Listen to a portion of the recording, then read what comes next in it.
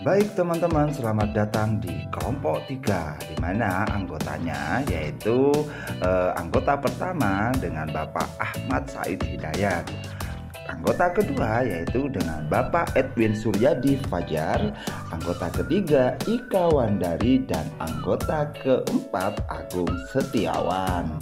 Di sini saya akan menjelaskan tentang sebuah kasus, di mana kasus ini merupakan salah satu tugas calon guru penggerak.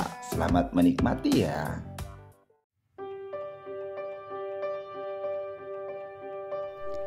Ibu Dani sedang menjelaskan pelajaran bahasa Inggris di papan tulis.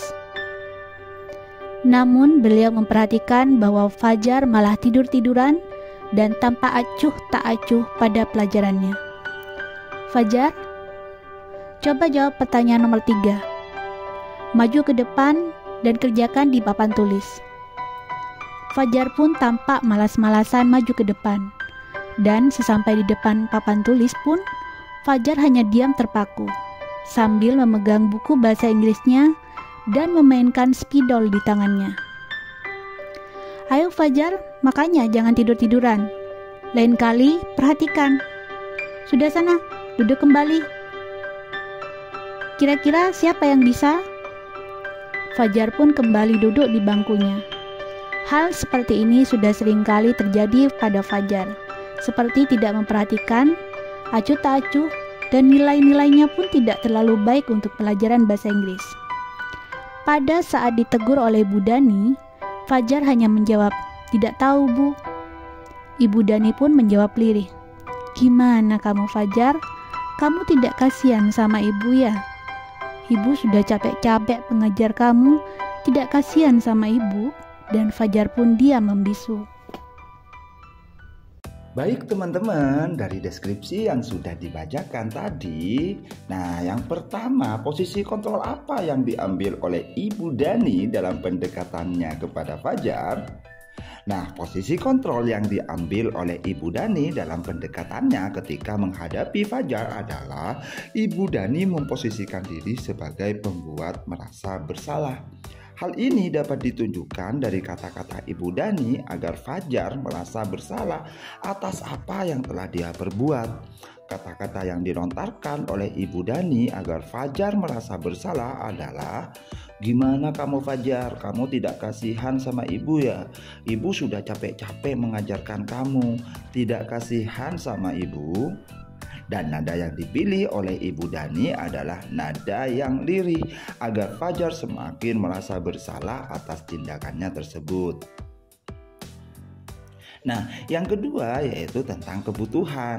Membaca sikap Fajar, kira-kira kebutuhan apa yang diperlukan oleh Fajar? Membaca sikap Fajar menurut kelompok kami, yaitu kebutuhan yang diperlukan oleh Fajar adalah kebutuhan akan kesenangan. Karena dari sikap Fajar yang tidur-tiduran dan acuh tak acuh ketika Ibu Dani sedang menjelaskan pelajaran bahasa Inggris di papan tulis. Kemudian teman-teman yang ketiga yaitu bila mana Ibu Dani mengambil posisi pemantau, apa yang akan dilakukan atau dikatakan olehnya? Pertanyaan-pertanyaan seperti apa yang akan diajukan? Jelaskan. Baik teman-teman, Fajar berdasarkan data hasil ulangan. Kenapa nilai kamu selalu rendah? Yang kedua, apakah kamu di rumah tidak pernah belajar? Yang ketiga, kalau kamu nilainya jelek terus, nanti prestasimu akan turun. Nah, perlu diingat ya teman-teman, posisi pemantau berdasarkan pada peraturan-peraturan dan konsekuensi.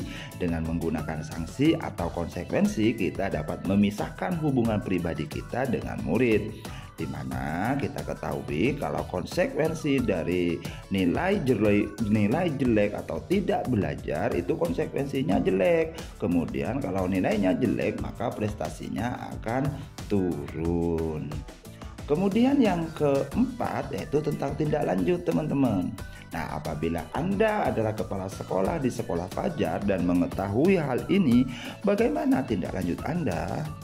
Mengetahui kasus seperti Fajar, tindak lanjut yang dilakukan jika saya menjadi kepala sekolah adalah yang pertama, berkonsultasi dengan guru yang bersangkutan tentang aktivitas Fajar selama di kelas. Yang kedua, memanggil Fajar untuk menanyakan mengapa dia bersikap seperti itu. Yang ketiga, memanggil dan berkonsultasi dengan orang tua Fajar atas sikap anaknya untuk mencari solusi tepat bersama.